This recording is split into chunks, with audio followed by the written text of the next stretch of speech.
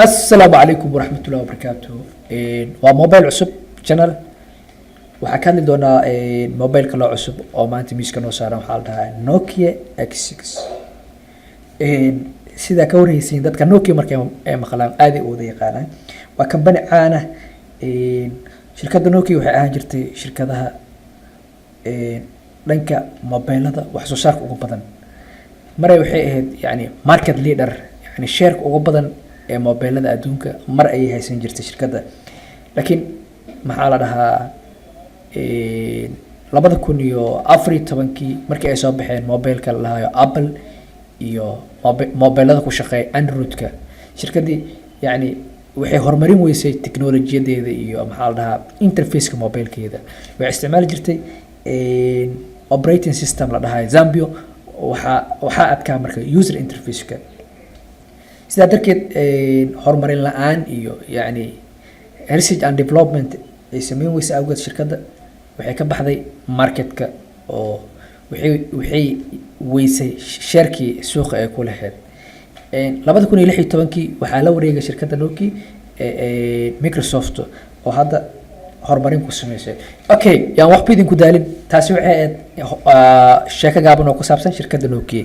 Nokia waxay soo saartay mobile cusub oo la dhahayo Nokia X6.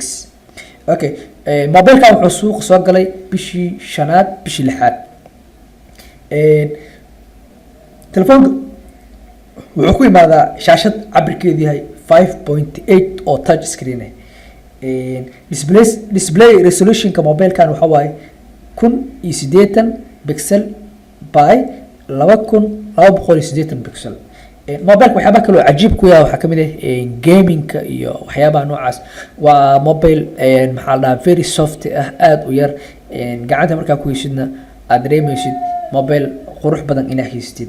Okay, processorkiisa waa mobilada badanaa hadda socda sanadkan socda waxay isticmaalaan octa core waxa la dhaho. octa core yani wuxuu ku fiican yahay gaming-ka iyo storage-ka waxyaabaha noocaas.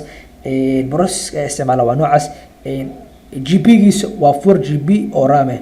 wuxuu kaloo leeyahay 32 GB oo internal storage ah. haddii aad u baahato inaad maxaa la dhahaa marka maskaxda ay kugu yaraato ama inaad kordhisid u baahatid waxaa heli kartaa waxaa usii balaarsan kartaa ilaa iyo 256 GB adoo isticmaalayo micro SD ama dadka Soomaalida waxay u yaqaanaan memory card waxaa la dhahaa micro SD oo u isticmaali kartid inaad storage-kaaga kusii balaarsid.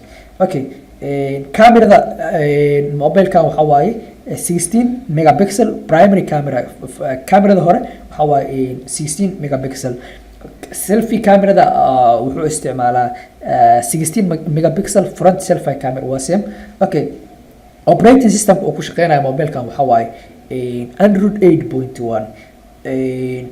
culeyskiisa mobilka waxa waaye waa 152 gram. Okay, mobilka waxyaabaha kale oo cajiib ku yahay waxaa kamid ah qaabka sawir qaadista iyo wuxuu tartan kula jiraa shirkadda la dhahay My iyo OnePlus iyo hadda Nokia waxay sameynaysaa horumar ku saabsan dhanka mobilada. waxay soo saaraysaa mobile qurux badan oo tayo fiican leh. Assalaamu calaykum waraxmatullaahi wabarakaatuh.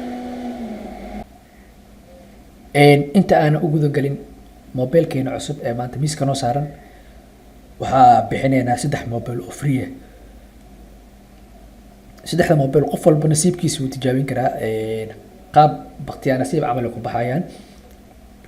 waxa u baahan tahay ugu horeyn shuruudaha waxaa kamid ah inaad share ku dhahdid Facebook Messenger iyo WhatsApp ilaa 10 qofood oo saaxiibada ah u dirtid.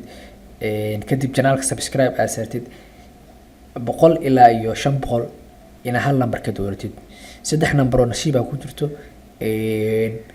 waxay soconaysaa ilaa iyo muddo 10 maalmood ah. 10 maalmood kadib waxaa soo sheegi doonaa dadka guuleystayaasha mobiladoodana meesha adduunka joogaan waa loo keeni doonaa. Okay, aan u sii socono marka cashirkeeni.